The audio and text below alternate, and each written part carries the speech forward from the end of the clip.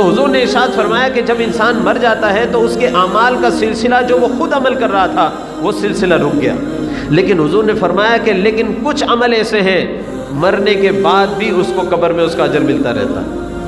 ان اعمال کا تذکرہ حضور صلی اللہ علیہ وسلم نے ابن ماجہ اور دیگر احادیث کی کتب میں جو روایات نقل ہیں اس میں آپ نے ارشاد فرمایا کہ پہلا عمل آپ نے فرمایا علم علما، کسی نے کسی کو کوئی علم سکھایا، کوئی حدیث بتائی، کوئی قرآن کی آیت سمجھائی، کوئی نماز کا مسئلہ سمجھا دیا، یا پورا عالم بنایا، کوئی پڑھاتا ہے اور وہ اس نے عالم بنایا۔ تو حضور نے فرمایا کہ اس نے جو علم آگے پھیلایا، کسی کو علم سکھایا، تو مرنے کے بعد وہ خود چلا گیا، لیکن جب تک وہ علم چلتا رہے گا اس کو قبر میں اس کا اجر ملتا رہے گا۔ جب تک علم چلتا رہے گا، جس کو بتایا اس نے آگے بتایا، اس نے اپنی بچوں کو بتایا، اس نے کسی اور کو پڑھایا، تو فرمایا جب تک اس کا علم جو اس نے آگے پڑھایا تھا، سکھایا تھا، بتایا تھا، جب تک وہ سلسلہ چلتا رہے گا اس کو قبر کے اندر اس کا اجر ملتا رہے گا۔ آگے آپ نے ارشاد فرمایا او اجرا نہرن او حفر بیرن، حضور نے ارشاد فرمایا اس نے کوئی نہر کھدوا دی یا اس نے کوئی کنواں کھدوا دیا تاکہ لوگ اس سے پانی پئیں اور اپنی پانی کی ضرورتیں پوری کریں، لوگوں کی بھلائی کے لیے اس نے یہ کام کیا۔ اب دیکھیے بظاہر کنواں کھدوانا کوئی نیک کام، یعنی کوئی جیسے قرآن پڑھانا تھا اس طرح کا نظر نہیں آتا، ایک دنیا کی ضرورت ہے، انسان کے پانی کی ضروریات کو پورا کرنا دنیا کی ضرورت ہے، لیکن انسان جب ایک دوسرے انسان کی بھلائی کرتا ہے تو یہ بھی اتنا بڑا اجر ہے کہ جب تک وہ نہر چلتی رہے گی لوگ پانی پیتے رہیں گے، اور جب تک وہ کنواں تر رہے گا پانی دیتا رہے گا لوگ پانی پیتے رہیں گے، تو حضور نے فرمایا کہ وہ بھلے صدیاں گزر جائیں اللہ رب العزت اس کنواں کھدوانے والے نہر بنانے والے کو قبر کے اندر اجر عطا فرمائے، مسلسل اس کی نیکیوں کا سلسلہ جاری رہے گا۔ اور آگے آپ نے حضور صلی اللہ علیہ وسلم نے ارشاد فرمایا او بنا مسجدن، یا اس نے کوئی مسجد بنائی، مسجد بنانے کا مطلب، یا ایک اور آگے لفظ ہے حضور صلی اللہ علیہ وسلم نے ارشاد فرمایا یا اس نے کھجور کا درخت لگایا۔ اب مسجد بنائی، کھجور کا درخت لگایا، علماء فرماتے ہیں اس کا مطلب یہ نہیں کہ اس نے پورا کھجور کا درخت اپنی زمین پر لگا کر اس کی پوری حفاظت کی اور اس سے جب پھل نکلا اور لوگوں نے اس سے پھل کھایا تو اس کو اجر ملتا رہے گا۔ فرمایا نہیں، اگر کسی شخص نے ایک گٹھلی دی کہ گٹھلی میری طرف سے، دوسرے نے کہا کہ زمین میری طرف سے، تیسرے نے کہا پانی لگا کر اس درخت کی حفاظت میں کرتا رہوں گا، تو کہا کہ یہ سارے کے سارے درخت لگانے والے ہیں، مرنے کے بعد ان کو اس وقت تک اجر ملتا رہے گا جب تک اس کھجور سے لوگوں کو نفع ملتا رہے گا۔ اور بلکہ آپ دیکھیے یہ نفع ختم ہونے والا نہیں ہے، کیونکہ کھجور کی گٹھلیاں کھجور سے ہی بنتی ہیں اور ان گٹھلیوں سے مزید درخت لگتے ہیں۔ اس نے ایک گٹھلی دی، اس سے درخت لگا، اس سے کھجوریں بنی، ان کھجوروں سے مزید گٹھلیاں بنی، ان سے مزید درخت لگے، جب تک یہ نیکیوں کا سلسلہ چلتا رہے گا بھلے انسان کو مرے ہوئے صدیاں گزر جائیں اللہ رب العزت اس کا ثواب اس کو قبر میں عطا فرماتا رہے گا۔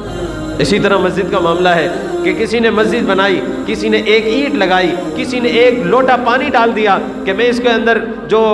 سیمنٹ اور بجری بن رہی ہے، مسالہ بن رہا ہے، میری طرف سے ایک پانی ہو گیا، کسی نے کہا میری طرف سے ایک اینٹ ہو گئی، کسی نے پنکھا، کسی نے ایک جان نماز دے دی۔ اسی طرح مسجدیں بنتی ہیں، اسی طرح مسجدیں آباد ہوتی ہیں۔ بندہ دے کر چلا گیا،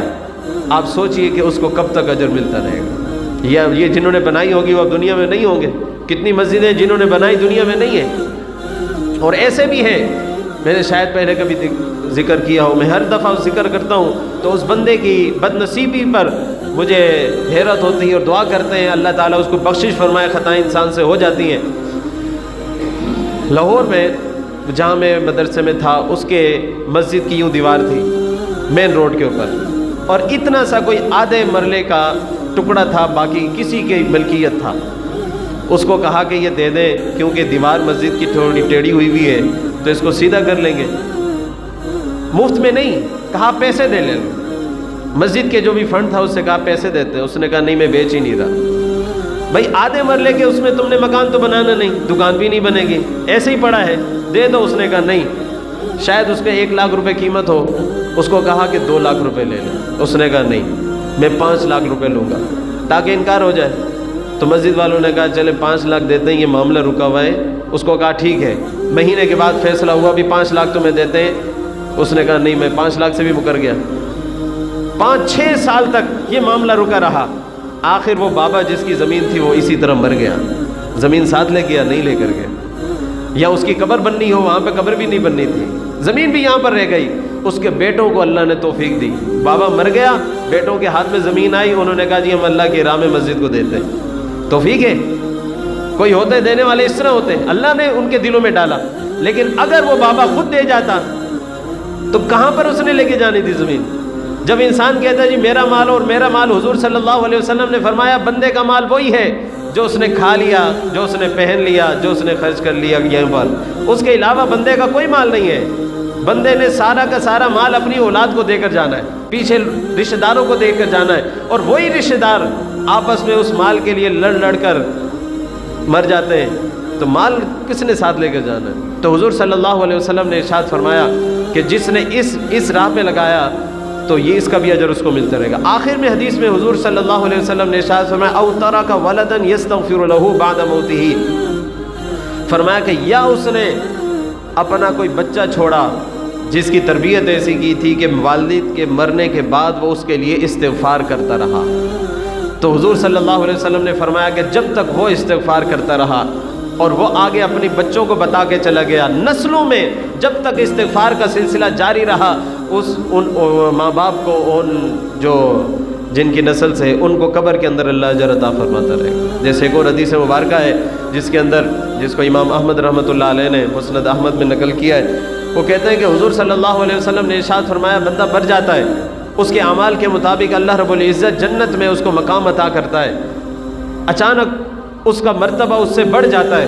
وہ بندہ اللہ سے سوال کرتا ہے کہ یا رب العالمین میرے اعمال کے مطابق جو مجھے اجر ملنا تھا وہ تو مل گیا تھا، اب میرے عمل تو رک گئے، آج یہ میرا مرتبہ کیوں بڑھا ہے، جنت میں درجہ کیوں آگے بڑھ گیا ہے؟ تو اللہ تعالیٰ فرماتا ہے باستغفار ولدک لک، اللہ تعالیٰ فرماتا ہے تیرے بچے نے تیرے لیے آج استغفار کیا ہے، اس کی وجہ سے تیرا مقام آگے کر دیا۔